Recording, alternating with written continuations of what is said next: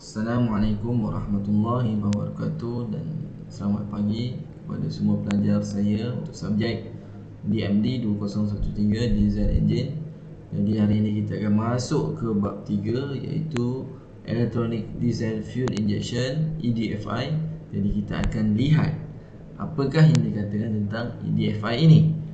Kemudian kita akan masuk kepada Common Rail Diesel Fuel Injection. Jadi kita akan lihat bagaimana Common Rail Diesel Fuel Injection ini berfungsi dan bekerja, serta kita akan tengok komponen-komponen utama yang terdapat pada Common Rail Diesel Fuel Injection ini. Okey.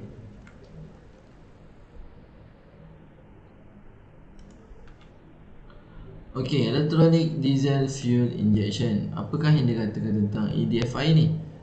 EDFI adalah pancitan sejumlah kuantiti diesel atau bahan api yang sempurna ke dalam ruang pembakaran.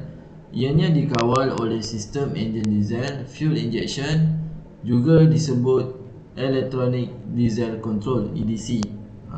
Jadi pancitan bahan api ini,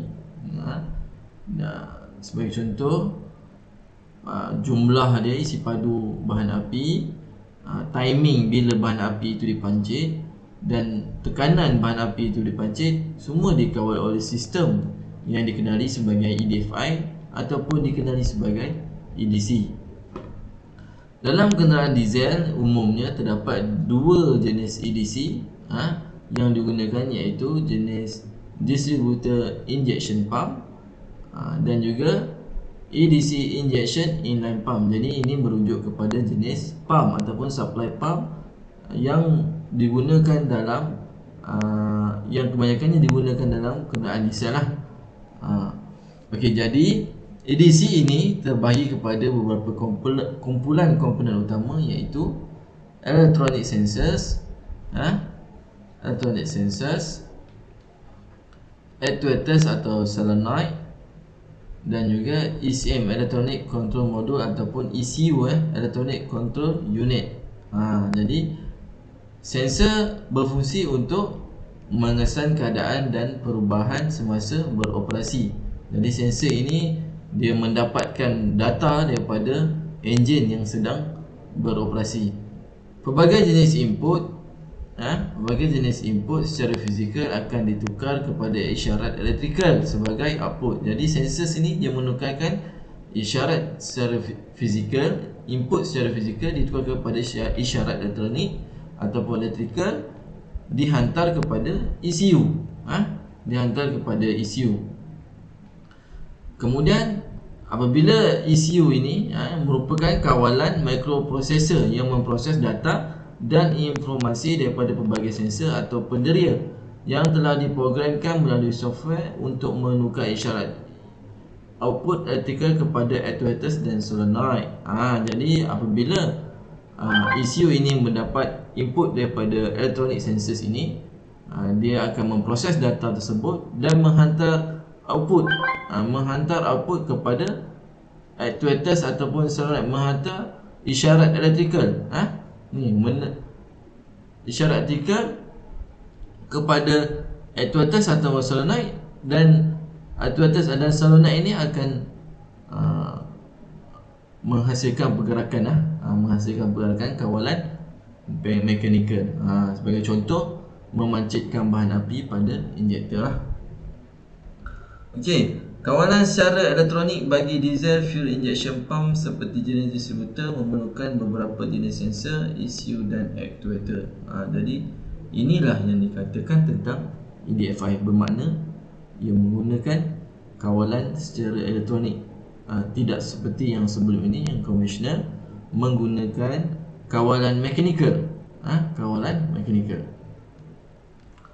Okey, jadi sensor secara umumnya EDFI ini sensor mengesan keadaan enjin atau pump semasa beroperasi.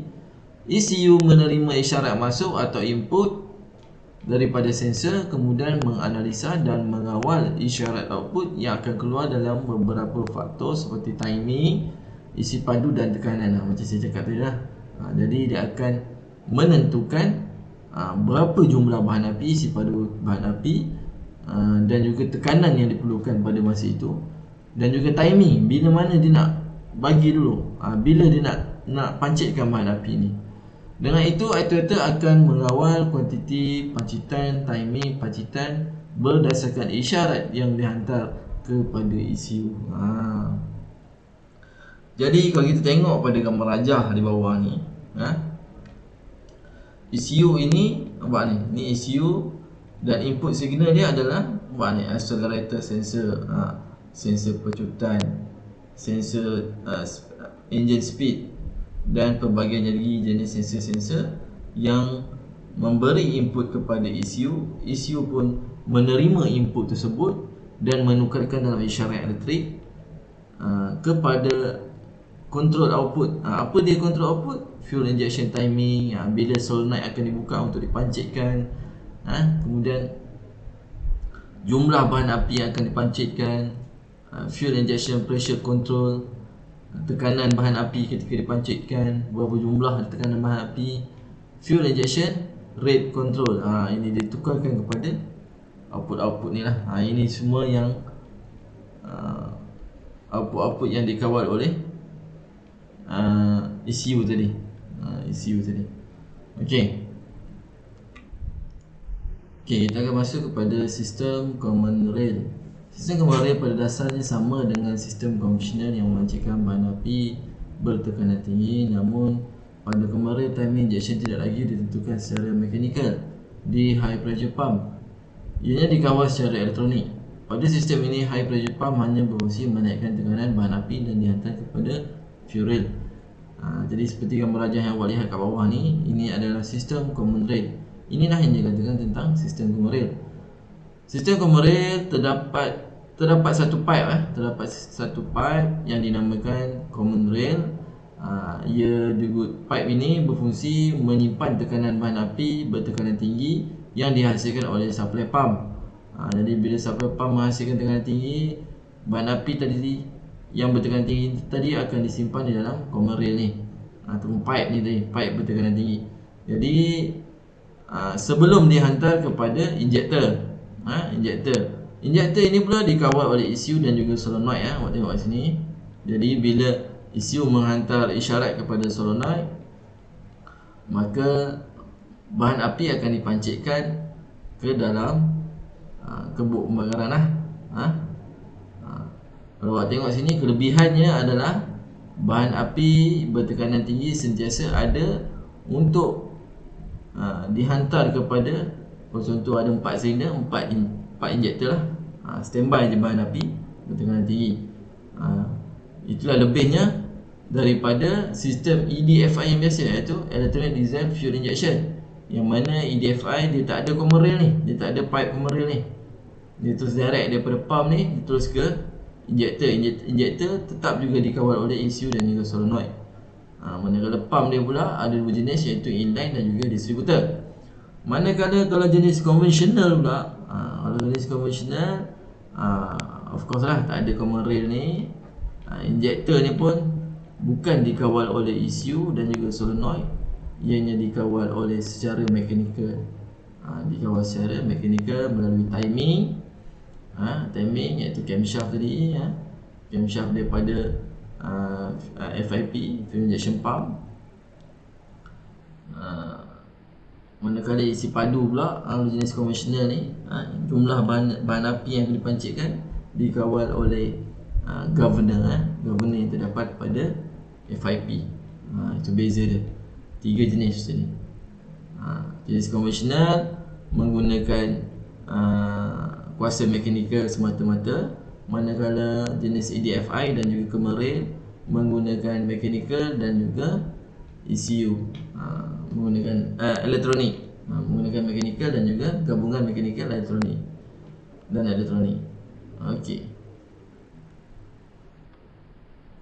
Okey, ni beza di antara jenis common rail dan juga konvensional.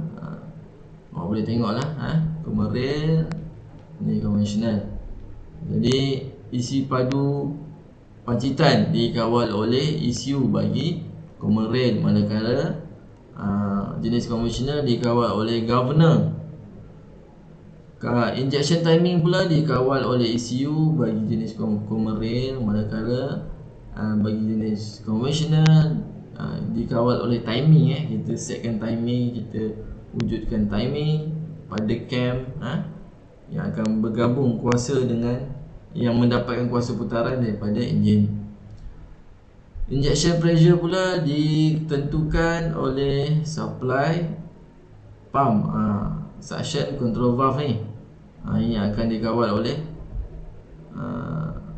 supply pump.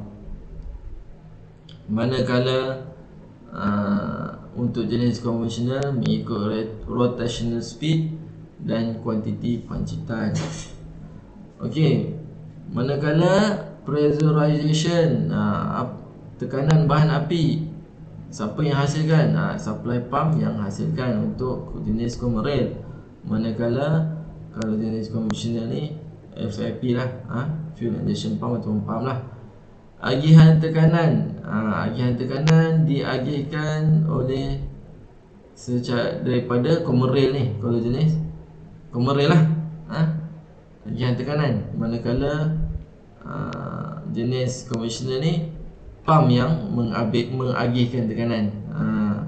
Jadi lebihnya kat commercial ni, kalau awak tengok tekanan bahan api itu sentiasa ada bila diperlukan. Sebab apa? Tekanan bahan api sentiasa disimpan di dalam commercial. Manakala pump ni pula pada jenis konvensional, dia hanya bergantung pada pump. Jadi bila pump ni tak cukup menghasilkan tekanan, kuranglah tekanan pada injection.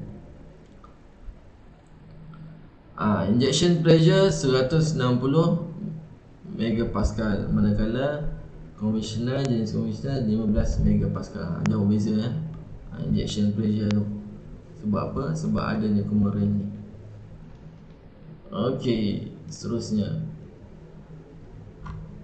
Okey, kuasa pancitan, isi padu dan timing adalah dikawal secara elektrik. Ini jenis konvensional jenis commercial. Kuasa pancitan, isi padu dan timing adalah dikawal secara elektrik, dapat menghasilkan kawalan enjin yang jitu dan padu. Kuasa tekanan bahan api, tekanan bahan api yang tinggi dapat dihasilkan apabila dia dipancitkan, macam kita tengok sebelum ni tadi, 160 megapascal. Jadi dapat menghasilkan fuel atomization yang tinggi, secara automatik dapat menjimatkan bahan api. Seterusnya, menyimpan fuel pressure yang tinggi. Ini commercial lah, fungsi commercial, dia dapat simpan fuel pressure yang tinggi. Jadi tekanan pancitan yang tinggi dan semua kelajuan enjin, jadi tak ada hal. Sebabnya kerja mengepam ini, pump hanya ditugaskan untuk mengepam dan menghantar tekanan kepada fuel rail. Fuel rail ni function dia menyimpan bahan api bertekanan tinggi, maka supaya setiap silinder cukup supply bahan api bertekanan tinggi, jadi dapat menghasilkan prestasi yang tinggi dan penjimatan bahan api yang tinggi. Ni kelebihan sistem commercial. Penggunaan bahan api yang efisien, of course lebih efisien sebab pacitan bertekanan tinggi, dapat menghasilkan automation, secara automatik akan jimatlah bahan api. Prestasi pencepat yang lebih bertenaga, lebih top. Perjalanan enjin yang lebih senyap, enjin lebih senyap. Suntikan tekanan tinggi tersedia pada pusingan rendah atau serta di pelbagai bahagian total. Ini kelebihan dia ni, commercial ni. Sebabnya tekanan bahan api itu sentiasa ada, walaupun pada circle yang rendah ni, mana kata pada anytime lah, mana kata standby, tekanan bahan api itu sentiasa ada. Permulaan fleksibel, suntikan bahan api berlaku di antara kitaran prasuntikan, suntikan kitaran utama dan kitaran selepas suntikan. Jadi bila dia menggunakan electronic control ni, kita boleh menghasilkan suntikan bahan api sebelum letupan, sebelum pembakaran bahan api kita boleh suntik.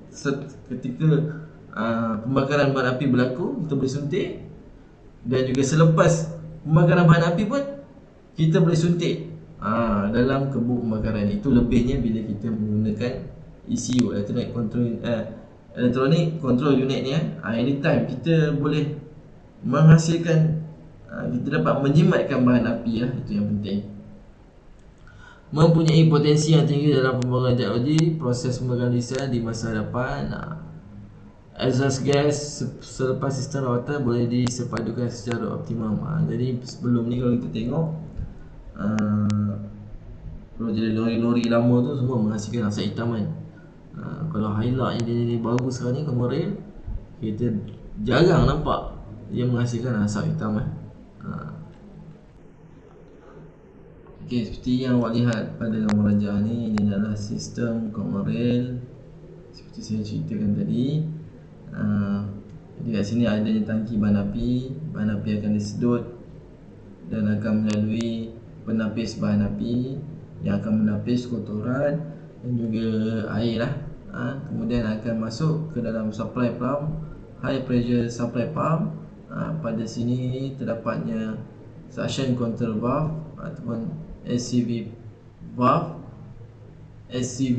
yang dikawal oleh engine ECU.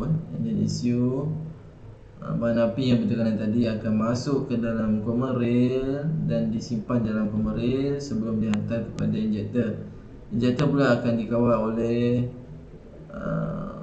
solenoid atau actuator yang dikawal oleh EDU, Engine Diesel Electronic Diesel Unit ataupun EDC, Electronic Diesel Control. EDC ni pula dikawal oleh engine ECU. Engine ECU ni dia lah yang akan menafsirkan input-input yang diperoleh daripada engine, daripada sensor-sensor yang terdapat pada engine. Jadi ni kalau kita lihat, kalau katakan filter bahan api tu dah kotor, dia akan bagi warning light. Ini pada kenderaan sebagai contoh kereta Toyota Hilux biasa ni. Ini biasa. Biasanya setiap 20,000 km wajib tukar filter kalau nak jaga enjin. Okey, cara kerja Comaral. Saat kunci kenderaan di on, fuel pump akan bekerja beberapa saat. Hal ini bertujuan untuk mengepam bahan api ke sistem dan membuang udara dari sistem leading. Ketika kenderaan dihidupkan, terjadinya aliran bahan api dari fuel tank menuju fuel filter untuk disaring dari kotoran dan air. Kemudian menuju ke high pressure supply pump. Umumnya high pressure supply pump terhubung dengan camshaft sehingga saat camshaft berputar, high pressure supply pump juga ikut bekerja. Jadi bila enjin lebih laju, of course lah, high pressure supply pump pun lagi laju. Kemudian melalui high pressure supply pump, tekanan bahan api dinaikkan daripada 2000 bar ataupun 200 MPa 29,000 PSI yang kemudian disalurkan ke fuel rail. Jadi high pressure pump ni fungsi dia menaikkan tekanan bahan api sehingga 2000 bar ataupun bersamaan 200 MPa bersamaan dengan 29,000 PSI. Pada fuel rail, bahan api bertekanan tinggi menunggu untuk dipancitkan. Sementara itu, ECU menerima data daripada beberapa sensor antara sensornya ialah mass airflow, intake air temperature, engine coolant temperature, knocking sensor, pedal position sensor, CKP, CMP dan sebagai bahan informasi untuk menentukan timing dan isi padu bahan api yang akan dipancitkan. Setelah mengolah data, ECU akan mengirim signal ke tiap injektor. Saat injektor menerima arus, solenoid akan bekerja untuk membuka nipple jet ataupun needle valve yang terdapat pada injektor, sehingga bahan api yang berada di fuel rail dapat dipancitkan dengan baik. Of course dapat dipancitkan dengan baik sebab apa? Tekanan sentiasa ada di fuel rail.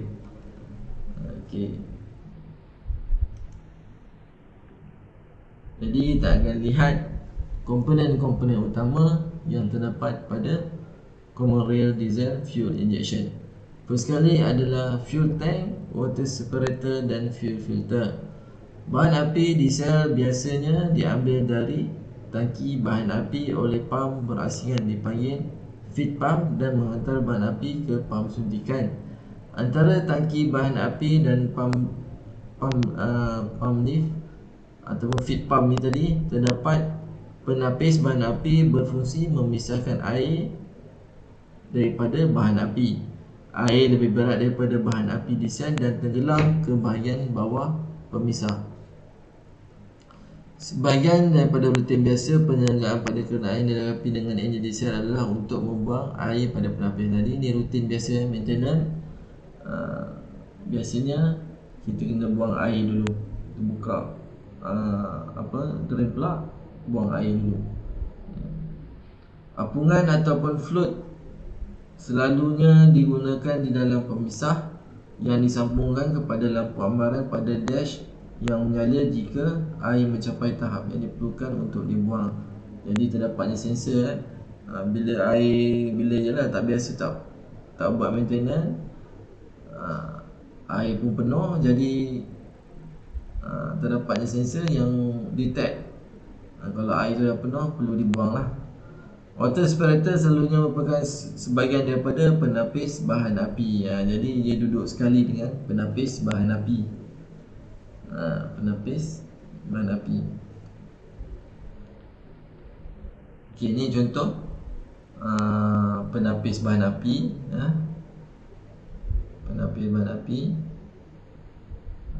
Yang ni pula contoh penapis bahan api dan juga water separator. Kat bawah ni ada water separator. Jadi dia menapis air dan juga menapis kotoran. Jadi ini indikator dekat dashboard bila menyala. Yang ni bila bahan api kotor. Bahan api kotor. Ni filternya kotor. Manakala jika air telah penuh, inilah indikator yang biasa akan naik pada dashboard, menunjukkan air telah memenuhi tempat penyimpanan bahan air. Tempat penyimpanan air ni dah penuh. Okey. Kemudian terdapatnya high pressure fuel line. Jadi of course lah, bila yang seperti mana kita tahu Comorel ni menghasilkan tekanan bahan api yang tinggi. Jadi adalah sangat wajar, sangat penting pipe pun mestilah daripada bahan yang dapat menampung tekanan yang tinggi. Ianya berfungsi untuk menghubungkan bahan bakar dari high pressure fuel line ke common rail. Nampak? Jadi daripada pump kepada common rail dan common rail kepada injector. Biasanya diesel ni fuel line dia mestilah besi. Tak sama macam enjin petrol menggunakan pipe getah saja. Okey. Seterusnya pula. Okey, kita akan tengok pada fuel injector pula. Macam mana cara kerja fuel injector. Jadi solenoid elektrik dipasang pada hujung penyuntik di kawal komputer dan terbuka untuk membolehkan bahan api mengalir ke dalam ruangan tekanan penyuntik.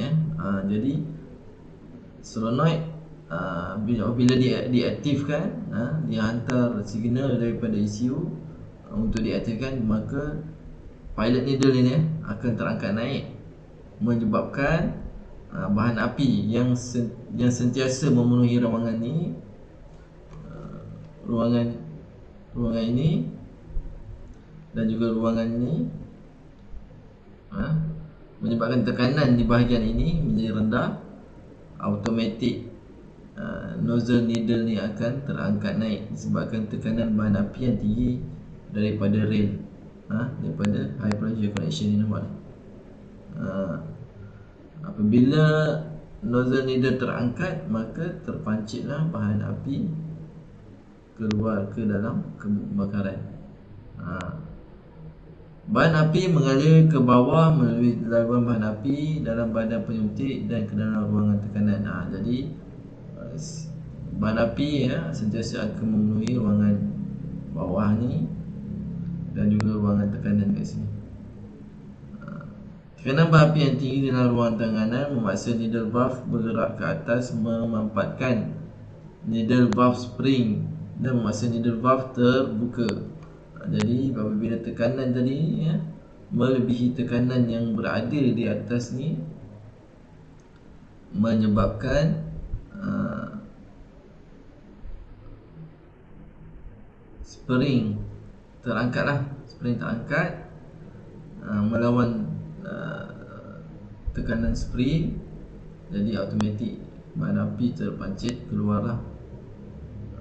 Disebabkan gerakan solenoid tadi, dia akan naik ke atas menyebabkan tekanan di atas ni menjadi rendah. Dia akan keluar terus kepada fuel return line. Bila enjin jarum terbuka, bahan api dilepaskan ke dalam pembakaran ruang dalam corak semburan kon berongga. Jadi disemburkan dalam bentuk kon dan berongga. Bahan api yang berlebihan melepasi enjin jarum kembali ke tangki bahan api melalui dalam balik. Ni ya kan, pergi fuel return line. Okey. Jadi ini komponen utama pada injektor. Injektor spring, terdapatnya injektor spring. Injektor spring mana injektor spring?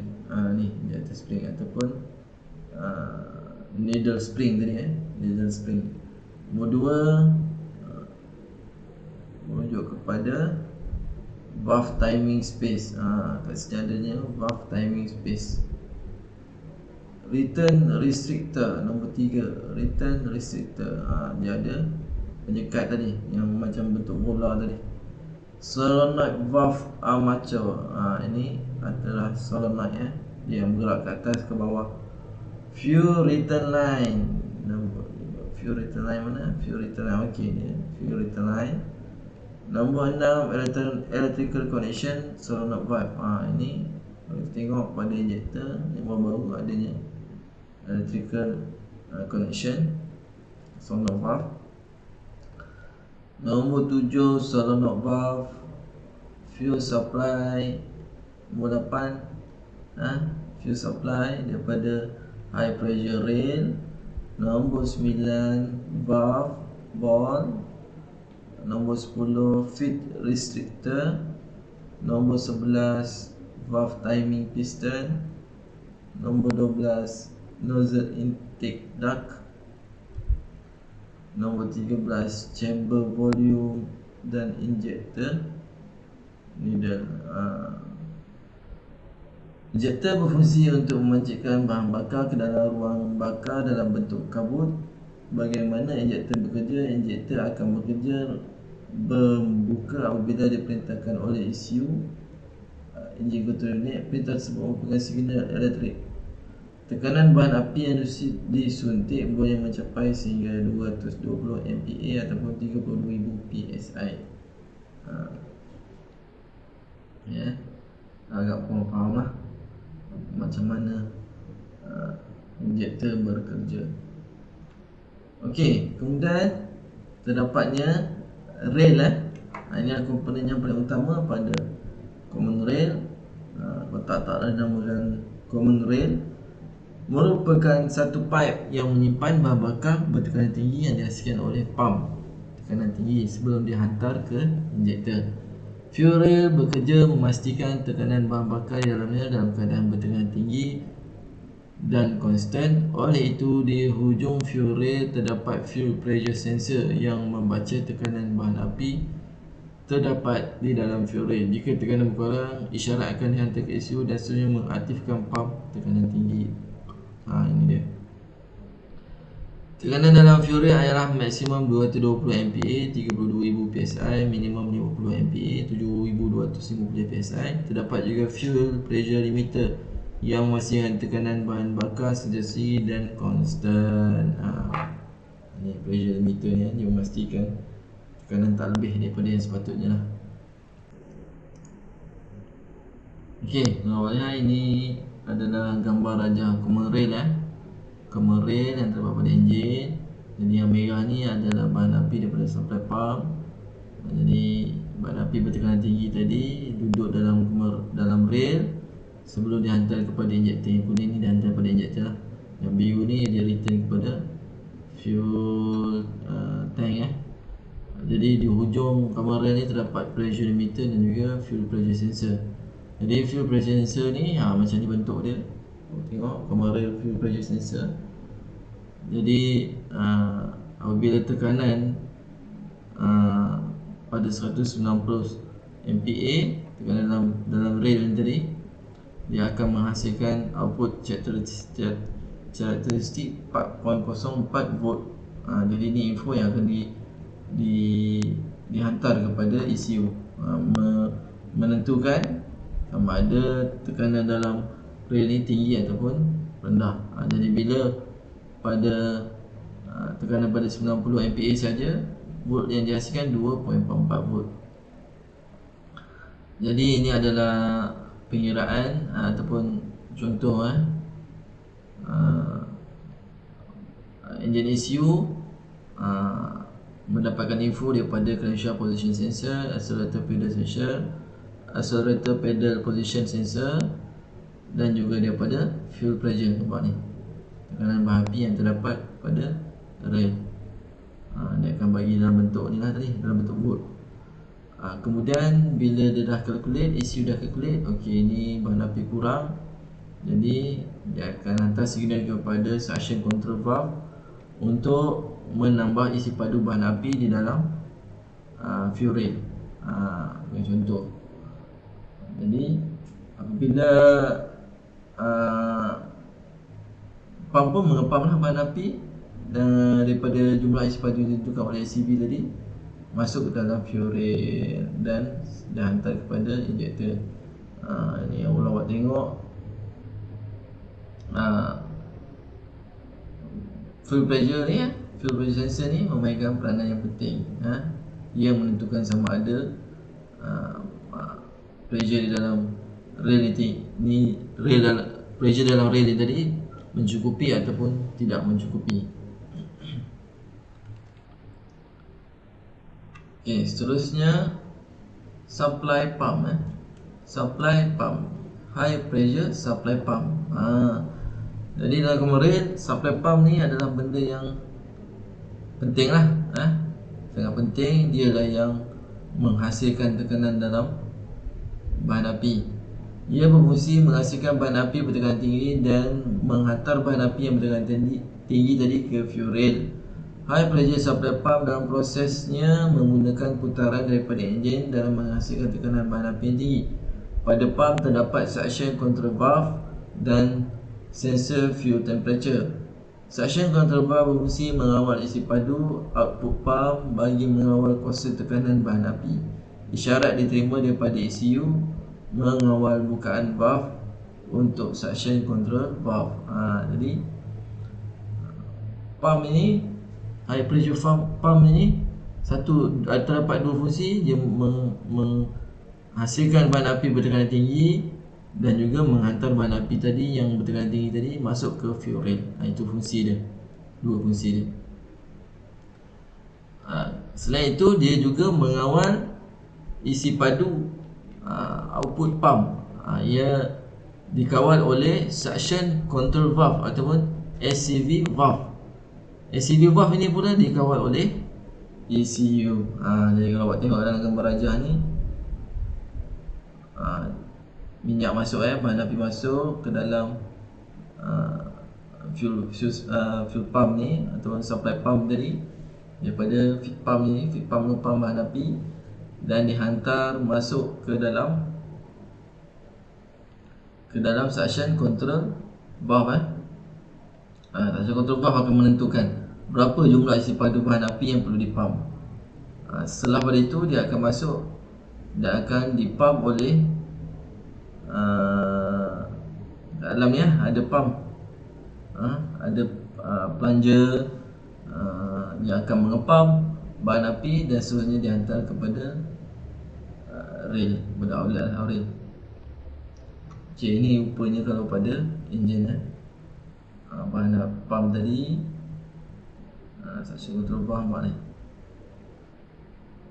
akan dihantar kepada rail dan rail seterusnya kepada injector. Okey, ini ke rata rentas high pressure supply pump. Terdapatnya dua plunger dua pump. Dekat sini adalah suction control valve yang mengawal isi padu bahan api yang akan dipancitkan, yang akan dipump. Di sini terdapatnya feed pump. Feed pump ni yang menyedut bahan api masuk ke dalam supply pump. Terdapatnya delivery valve yang akan dihantar kepada rail Ini terdapatnya fuel temperature sensor. Sini suction control valve. Jadi kalau awak lihat, nampak ni, terdapatnya plunger spring, macam juga jenis konvensional punya pump.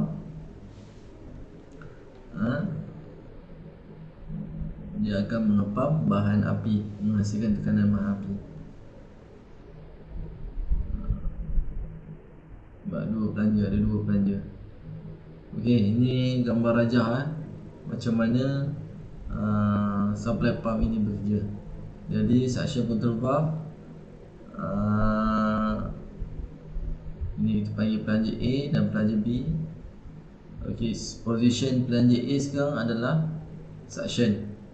Jadi suction control valve menentukan jumlah bahan api yang akan masuk ya, dia akan menyedut plunger A akan menyedut sekarang ni. Plunger B sedang mengepam. Plunger B pula dia sedang mengepam bahan api buat ni. Yang A ni sedut, yang ni dah pump keluar. Manakala plunger A sedang, yang ni dia tengah pump. Plunger A nak beza gambar rajah. Plunger ni dan kat sini, plunger A ni tengah pump, B pula tengah suction. Jadi bahan api akan sedut masuk kepada B, dan seterusnya dihantar di pump Manakala A pula dia menghantar, dia sedang mengepam. Okey. Faham ni.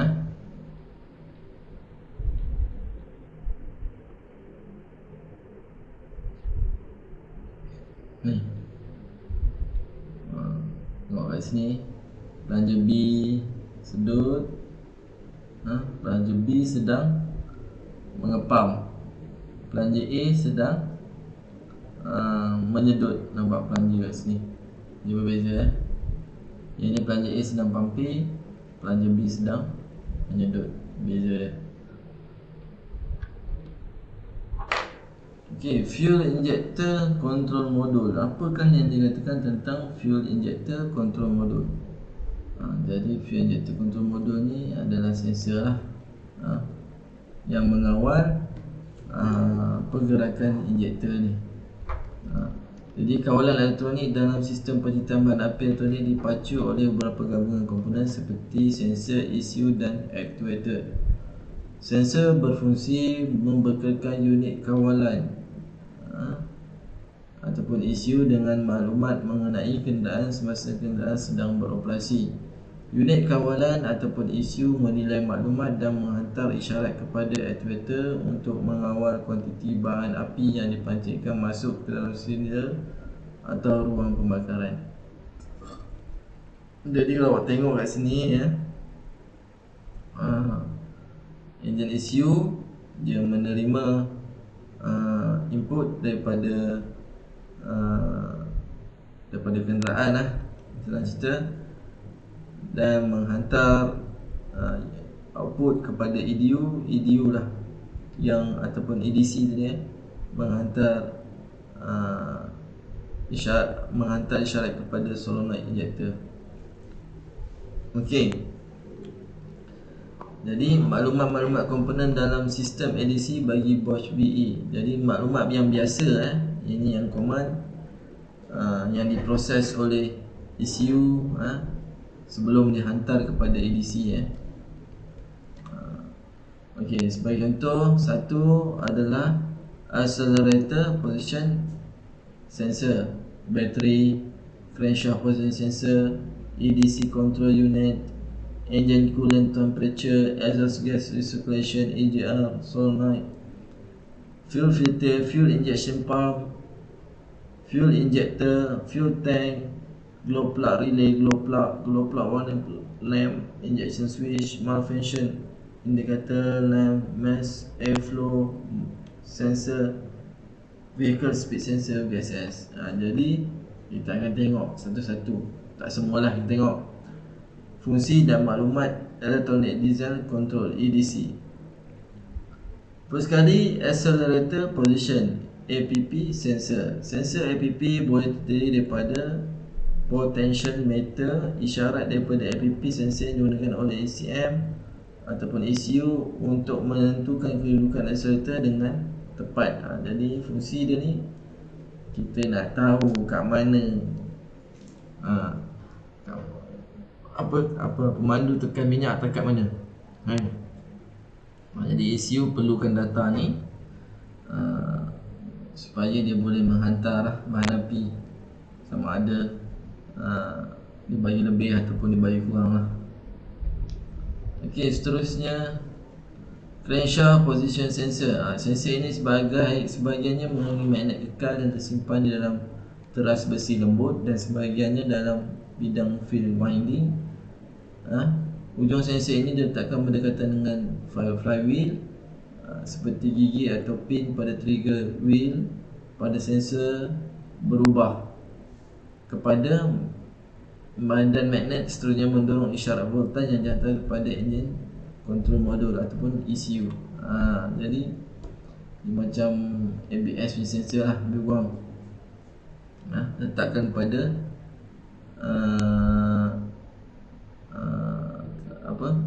pada flywheel. Kalau awak tengok ni, nampak ni nombor 5 ni merujuk pada top dead center pin. Jadi dia dapat detect lah. Yang ni top dead center, dia memberi info kepada ECU.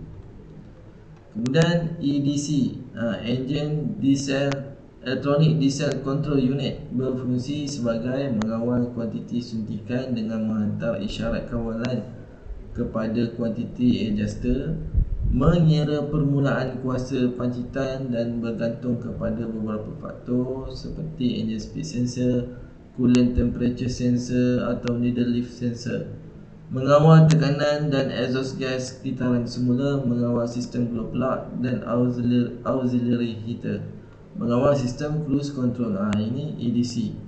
Dia khas untuk mengawal injektor sajalah. Mengawal injektor, dia yang menentukan bila suntikan yang perlu dibuat, banyak mana, apa semualah. Dia khas untuk mengawal injektor.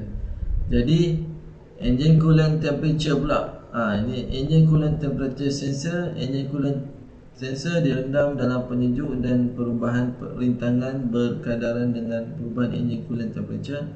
Sensor bergabung dengan pekali rintangan suhu negatif, yang mana rintangan berkurangan semasa suhu meningkat. Jadi dia ada sensor yang mana bila suhu dia meningkat, rintangan dia berkurangan. Dia menggunakan resistor. Jadi dia akan dihantar dalam bentuk isyarat kepada ECU lah. Okey, exhaust gas recirculation, EGR solenoid. Untuk mengurangkan nitrogen oksida dikeluarkan oleh exhaust, sebahagian daripada gas exhaust yang boleh digunakan pada saluran masuk yang dilakukan oleh EGR valve. Jadi EGR solenoid ni dia menggunakan balik hasil pembakaran tadi. Dia ada solenoid yang buka tutup laluan keluar dan masuk exhaust ni tadi. Okey. Kemudian fuel injection pump, EDC pump berfungsi untuk mengepam bahan api ke dalam sistem lah. Yang ini dikawal oleh SCV lah, suction control valve. ECU akan menghantar isyarat kepada suction control valve untuk dibuka valve ataupun tutup valve, bergantung kepada keadaan enjin lah, sama ada dia perlukan bahan api yang lebih ataupun tidak. Okey, kemudian fuel injector with needle leaf sensor. Ia mempunyai induktif sensor pada permulaan kuasa suntikan. Tetapan pin magnet bergerak ke atas dan mendorong arus ulang-alik bergerak sensor winding. Maklumat ini bersama-sama dengan isyarat diperoleh daripada crankshaft position sensor digunakan oleh ECU untuk mengukur masa suntikan injection timing. Jadi kita boleh mengawal injection timing yang telah disetkan dalam sistem elektronik ni tadi. Kita setkan dia.